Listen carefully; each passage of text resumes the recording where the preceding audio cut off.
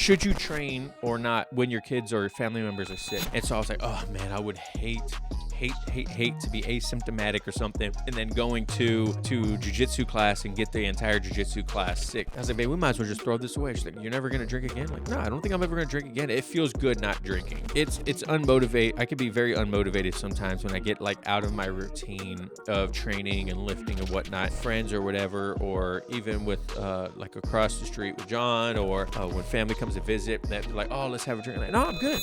All right, welcome everyone to another episode of Elbows Tight Podcast. It's your host Travis. Today is the first solo episode I've had, I don't know, since December when I went over the how much money the podcast made and the analytics and everything like that since 2023. I don't know. It's been hard to try to find inspiration to do a solo episode.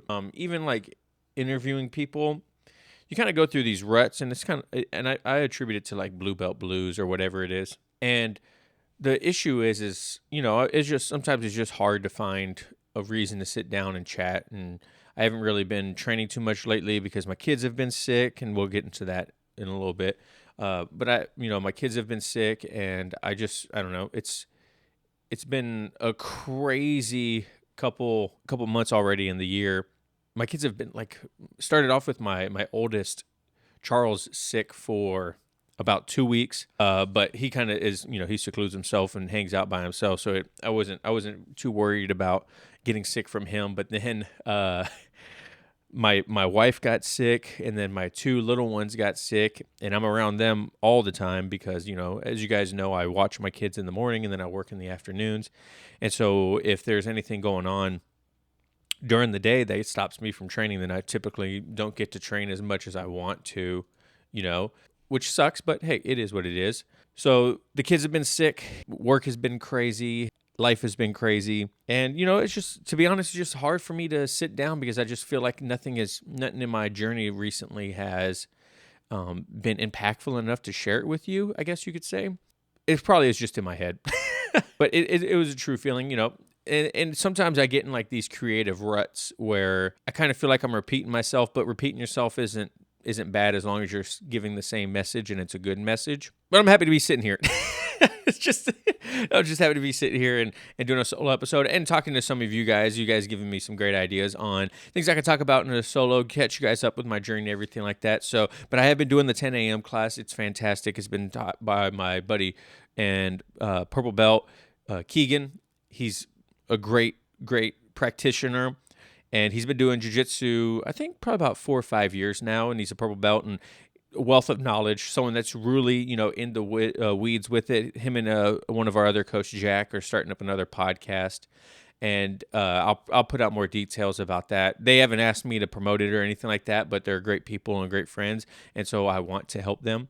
And so once I hear more information about that, I'll be putting it out on the socials and everything like that, so you guys can check it out and support them as well. But so I've been doing the 10:30 a.m. class, and I've been bringing my kids with me, and I have a video in the Facebook group and Discord where I'm rolling with a white belt. And my kids are like just running across the mat, running around me and everything like that. And I think I've told you guys the stories where I was in the middle of a roll with actually Keegan, and my son stands next to me in the middle of our round, and he's like, Daddy, are you okay? What are you doing? And as he's saying this, I'm like tapping to a submission on Keegan. And in my heart, I was like, man, thank God you're young enough to where you'll never remember watching Dad get his butt kicked this bad, experiencing being out around people in the gym and everything like that. And I've talked about that plenty of times where I feel like it's very important as a father and as a husband and stuff like that to be vulnerable in front of my kids and show them that, hey, we all take L's, it's okay, and that it's not as bad as you think, and we do hard things, and we try to grow from these hard things. So I've been doing that lately, and it's been a lot of fun. It sucks, like I said, when I can't make it to class because we only have 2 classes a week. So if I miss one of those classes, hopefully I can make it to the second class. Sometimes I wish we had more classes. If you guys have a lot of AM class or a lot of classes in general, let me know how that goes, because we only have for like gi classes, which I primarily do, we only have 4 classes a week or 2 classes a week that I can make it to, Tuesdays and Thursdays. And I would love to have Monday through Friday, if possible, for classes. That way, I know they're not always going to be packed. If you guys' classes are always packed if you have 5-6 days a week classes, let me know. Maybe I could try to convince Cody to do it. Because I feel like the more classes you offer, the more people will come because they have more time to train. But if we had more classes, it'd be nice because I would be able to make up one of those classes and train more and, bring my kids there, or maybe have my mother-in-law watch them and I could go train or something like that. But it's been fun. And the nice thing about training or going to these classes, because it gives me ideas for White Belt Wednesday. If you guys haven't listened to the second show that I started under Elbows Tight, White Belt Wednesday, they're 10 12-minute episodes, well, sometimes 8 to 12-minute episodes, where I just break down one topic for the day, where I just sit there and we discuss short and sweet about it. I've done grips, I've done injuring someone, I've done jiu-jitsu isn't for everyone. And where I find inspiration for these things, in case you guys wonder, is one, my own journey, and then also you guys online. I'll see things and I'm like, oh man, that'd be a great topic to talk about, because I feel like a lot of people don't talk about certain things. And honestly, White Belt Wednesday has truly helped me stay creative and put more content out there for you guys, because sometimes it's really hard to sit in front of the camera and record, or sit in front of the mic and record for 30, 45 minutes when my day has been stressful. I have a bunch of stuff to do. My hats are flying all over the place, which hat I got to wear, like I always talk about. And White Belt Wednesday has given me that opportunity to still give you guys value while doing it in short, sweet segments, to where it's easier for me to digest and create, and it's easier for you guys to digest and create. So let me know what you guys think about White Belt Wednesdays. Is there any specific topic you want me to talk about? Is there anything I could do better with it? Do you even like it? Do you guys even like it? I really enjoy it. I really think it's a fun, unique thing for a jiu-jitsu podcast that I don't see anyone else do. A lot of jiu-jitsu podcasts are 30 minutes plus, topical or interview based. But I listened to a podcast called Everything Everywhere Daily, and that's where I got the idea from, because he releases a podcast every day about one topic. And I was thinking, man, I would love to do that for jiu-jitsu, but one, I don't think I know enough stuff to talk about every day for 365 days a year. Not only that, I don't have enough time to do that. That's more work than actually just doing a 30, 45-minute episode once a week. So, but yeah, let me know what you guys think about White Belt Wednesday and how you guys have been enjoying it. If you're listening to it, how I can improve, and however you guys want to get the topics to me. Also, I do still have a couple patches. I haven't talked about this in a while. I still have a couple patches. I still owe people some patches. I just haven't been able to send them out because I've just been so busy. But if you guys want to exchange a patch, the information will be down below. Send me a patch, and I'll send you a patch with a handwritten letter and everything like that, with a bunch of gratitude. And I haven't exchanged patches with anyone in a long time, but that was just a side note. So, but like I mentioned earlier, my kids have been sick recently, and so I wanted to kind of talk about, should you train or not when your kids or your family members are sick? Because like I mentioned, I took this last week off because it was my small kids that were sick, and I'm always with them. And so I was like, oh man, I would hate to be asymptomatic or something, and then going to jiu-jitsu class and get the entire jiu-jitsu class sick, right? I think since Rona, we've all kind of been a little bit more hesitant about showing up to class sick. And so I kind of put it out on the Discord and Facebook group to see if, you guys train when you have family members or kids sick. And the general consensus is like, if I don't feel anything, then I'm going to go train. And I thought that was kind of interesting, because I'm the type of person that I don't even want to risk it for a biscuit. You know what I'm saying? Like, I'm trying to make sure that I stay as clean as possible and as healthy as possible when I go train, because I don't want to knock my training partners out with sickness or something like that and be the reason they can't train. So I'll take the week off to not train and, hopefully stop from spreading something somewhere. But I thought it was really interesting because like almost all of you guys still train, and I'm not judging you for that. I'm just saying I'm not judging you for that. If that's your prerogative, you want to train when you have family members that are sick. By all means, I won't even care if you show up to class with me and you do it. It's just me personally. I feel kind of bad if I were to get someone sick because my kids are sick. So I haven't. That's why I missed like this last week of training, and it's really sucked because we were doing side control, and I like side control being a little bit of a bigger guy. Well, I'm losing weight, and we'll talk about that next. But being a little bit of a bigger guy, side control is a lot of fun for me because obviously I just lay on top of people and just give lots of pressure, and then go for an arm lock. Or what I like to do is I like to invert. I try to like bolo on people when I go into side control or something like that. But yeah, so that was the crappy part is I've really wanted to be at class because I enjoy side control and I want to train and it helps my mental health. And honestly, not training as much as I want to or have in the past has been affecting me mentally because I feel like I'm shorter temper with my kids. And I feel like, I'm not as sharp in the brain or not as motivated to do things because I haven't been training. And it kind of sucks to say it, but if I'm being honest, it is. It's probably because I haven't been training as much. I haven't been as physically active. I haven't really been strength and conditioning training in my garage. Me and my wife were busy. My kids wake up at like 6 a.m. and I just want to go to sleep.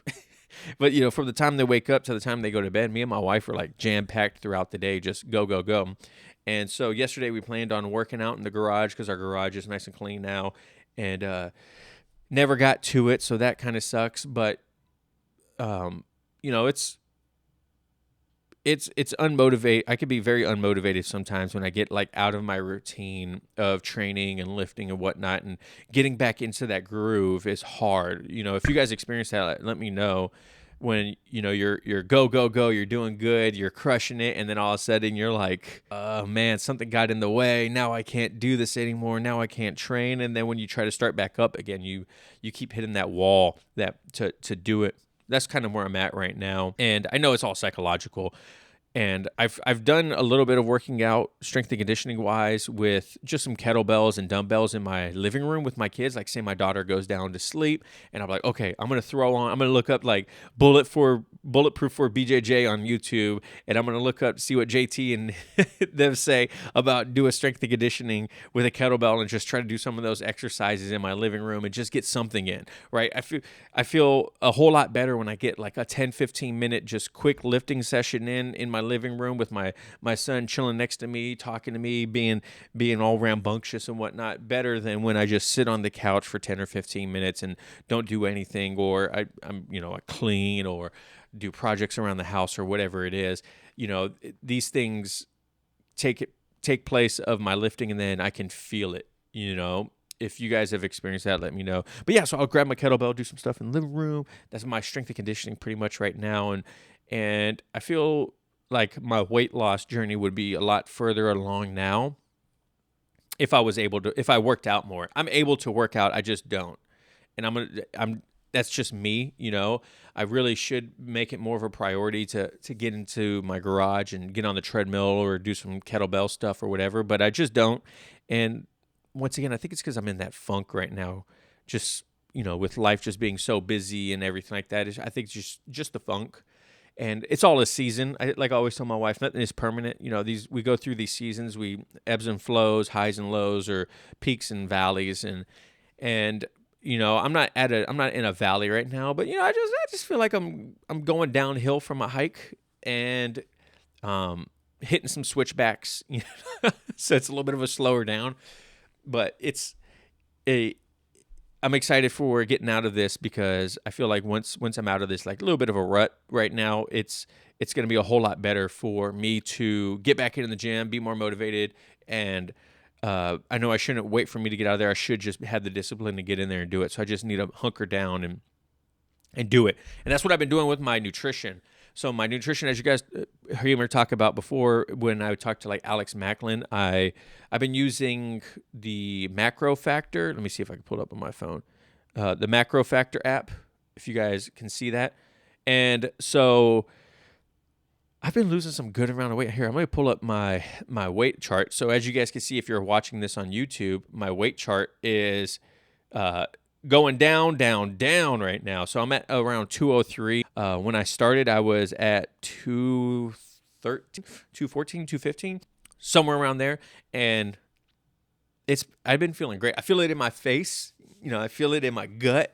I feel it when I exercise and whatnot. I don't feel like I'm nearly as tired. And it's only been like 12 pounds that I'm down. But it's crazy when you do it the right way and you eat right, you exercise, and it may be a slow process. And that's where I feel I got to remember, right? Because back in my CrossFit days, I would tell people, "Oh, weight loss is a journey. It's not a sprint. It's a marathon. You gotta be okay with it taking a little bit longer. You got to be okay with the scale not moving a little bit."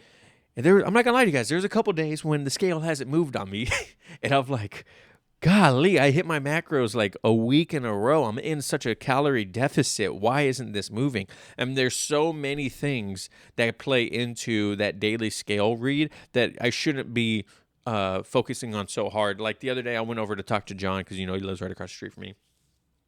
And I'm talking to John, or as I'm walking up to talk to John, his wife is standing out there, Katie, and she's like, "Dang, Travis, looking skinny." And I was like, "Well, thank you so much, Katie. I appreciate that." And honestly, it was a good feeling. And because we see ourselves every day, and it's just to tie this into jiu-jitsu, the journey that we go through is different than the journey that people see us go through, right? The journey that we go through and our perception of it is it's slow. We're not making any progress. There's nothing happening to me. I'm not getting this technique. I'm not building an engine. I'm not losing weight.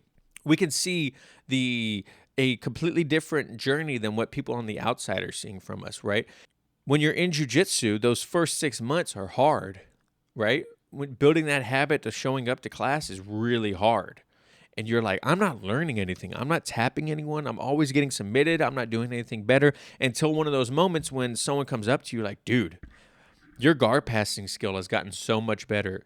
Or like, "Dude, your pressure is so much better." Or, "Man, you are just been crushing me lately. You're giving me a run for my money." And then you like get this pat on the back of a moment where you had no idea that you were even making any kind of progress, right? You weren't making any kind of progress or any kind of real change in your body. And that's the same that happens with weight loss. And I've been reminded of this with Katie saying, "Oh, Travis, you're looking good." Because in my eyes, I was like, man, I feel like I'm losing weight. I feel like I'm looking different, but it's not super noticeable for me because I see myself every day. I step on that scale almost every day, and some days are better than others. And to hear the validation that, my body is changing was super cool, man. It is so motivating.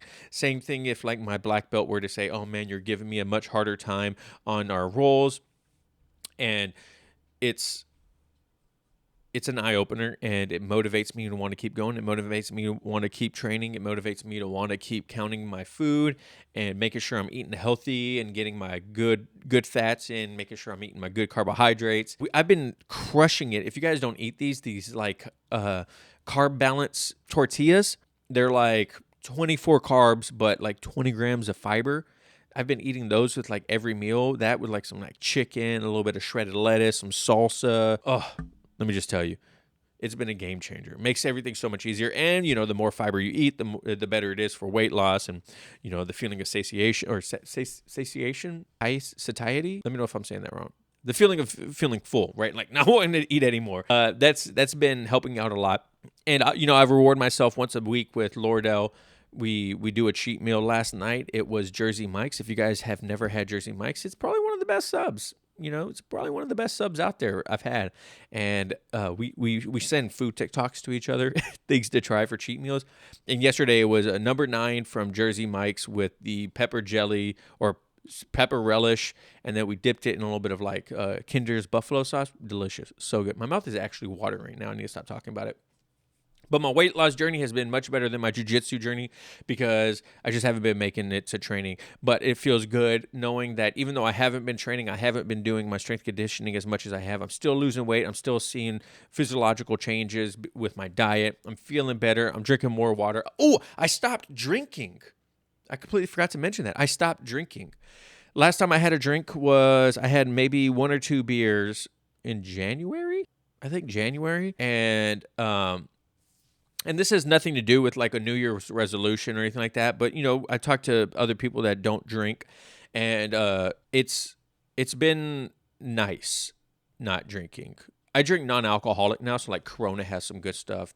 But I've noticed a difference. It feels good not drinking. It feels good having that willpower and that strength to, when I go out with friends or whatever, or even with like across the street with John, or when family comes to visit, that they're like, oh, let's have a drink. I'm like, no, I'm good. I've built the habit now of not drinking, and honestly, having non-alcoholic beer to me tastes almost just as good as normal beer, and I like it. I like not drinking. It feels good knowing that I don't have to drink. It feels good knowing that I have that willpower not to drink. So that's been another big thing in my life that I stopped drinking. And I was never a heavy drinker before. It's not like I was getting loaded and then trying to make it to training in the morning with me like sloshing around in the morning. No, I was never like that.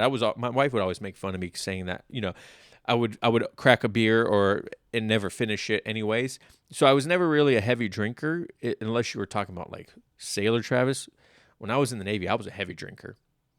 And now that I've gotten older, I'm just like, I don't really want to drink anymore. My wife, Laura, the other day, we have like Bailey's that we made some like delicious whipped cream for coffee.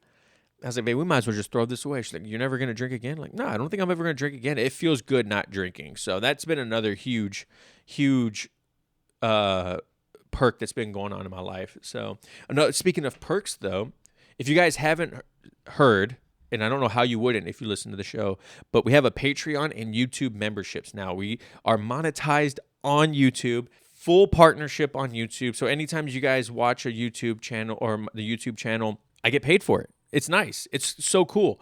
I haven't made much money. I made like $50 so far last month in YouTube AdSense, but that's pretty dope, man. I'm pretty happy with that. So, but for the Patreon and YouTube memberships, if you guys want, the reason that I started them is you guys get this stuff early. You get the memberships early. Once I start getting more people to sign up, then I'm going to be doing exclusive Q&As, exclusive lives. You could get your rolling footage reviewed by me, and obviously because I'm just a blue belt and I'm not like super high level, I have other people lined up to help review your rolling footage if that's something you're interested in. Both of them are only $5 a month. And I did the YouTube and Patreon because a lot of people don't use Patreon, but a lot of people use YouTube. And they have they're interchangeable. You can, if you want to sign up for both, you can do that. But if that's something you're interested in, links are going to be down below. And that's been super, super cool having that. And speaking of patrons, let's go to and thank our Patreon members. So I just want to thank Steve and Ollie. If you guys don't know Ollie Webb, he was the member or one of the last interviews. He's a patron now. And Steve, thank you so much for your Patreon memberships. I don't have any YouTube memberships yet besides myself, so thank you to me. But I promise those things will be well worth it once you guys get signed up and everything like that. They get all the early access to everything like that, and there's going to be more exclusive content to come. And I don't want to invest too much into it if no one's there. I don't want to do like an exclusive live to review rolling footage if I don't have any footage to review or anything like that. So, and then then maybe down the line they'll get like exclusive Discord server access and stuff like that. And speaking of Facebook or Discord and the Facebook group, I've been getting some feedback on the Facebook group. And I appreciate it. I want to let you guys know, and I'm like this in any way of my life. If you guys have anything to say that could help me improve any part of this show or this community, I am all ears. But like I tell my son, what you say and how you say it matters. So if you're going to come at me like a butthead, then I'm probably not going to listen to you. But if you come at me with like constructive criticism and you want to help build this community better, I am 100% for hearing it. So one of the things that I heard about the Facebook group is, it's very repetitive. I have the automated questions every week, which I'm going to switch up and I'm going to change and stagger and whatnot. And I really enjoy the Facebook group. It's super active in there. One of my favorite things is when I log on to Facebook, open up, and there goes Elbows Tight Community, and someone is asking a question in the community. You know, we have 83 members in there right now, and we have a bunch of black belts, a bunch of blue, purple, brown, whatever. And when someone goes in there and they're asking for advice, I absolutely love that. I love when you guys interact with each other in the communities without me having to prompt it. That is my ultimate goal. I want to be in there and I want to be catching up on people talking to each other, asking questions, showing funny things. And I need to be better about promoting that and keeping the Facebook group active and the Discord active. And then it's naturally going to occur. You know, one of the hardest parts about building community or building a business or building a brand or whatever it is, when you put yourself out there, is getting people to care enough to listen. And if you made it this far, this is EBI overtime. Let me know. We're starting on in overtime in EBI. So, but you know, the hardest part is getting people to care. And the way you get people to care in my eyes is to show up consistently, provide people value, and show them why they should care. And I haven't been doing that with the Facebook group and the Discord server. One, because my life is so busy, but you know, I really should put you guys in there more and do more with you in the group, and you know, share things and whatnot, ask more questions, and I know that's going to promote you guys to want to interact with them more. But the Discord server, you know, I have a lot of activity in there as well. There's a lot of channels in there, and that's another great place for people to chat. And I don't know, I just want to build a community with you guys, because the whole point of this show and my content is to help people, right? The reason I do interviews isn't to talk to people, just to talk to them. I talk to people because I see that they have value for you guys in some aspect, and I want them to change something in your journey or help you with some way in your journey. And that's only going to happen if they can provide value to the community, right? So I don't want to be like any other podcast that is always booking the same people as everyone else, asking the same mundane questions like I talk about. I want to make sure that you guys are getting value in your day-to-day life, whether it's through leadership, whether it's through jiu-jitsu, whether it's through content creation, whatever it is. I just want to help you guys, and I want to build a community around helping each other, and you know, that tight-knit feeling of like, oh man, I'm part of that elbows tight community, and those dudes are dope in there. They're so helpful and whatnot. So, but with all that said, once again, if you guys want to join this stuff, everything's gonna be down linked below. YouTube memberships, Patreon, Discord, Facebook, whatever. If you guys want to exchange patches, shoot me a patch. I'll send you one. I got to get back in there. I got to send a couple out. And yeah, just thank you guys so much lately. I'm sorry I have been kind of MIA outside of, you know, catching you guys up but doing, you know, just White Belt Wednesdays and interviews. But I'm trying to fix it. I'm coming back. All right. It's been a great year already. Thank you guys so much. Let me know what you guys think, and I'll catch you later. Peace.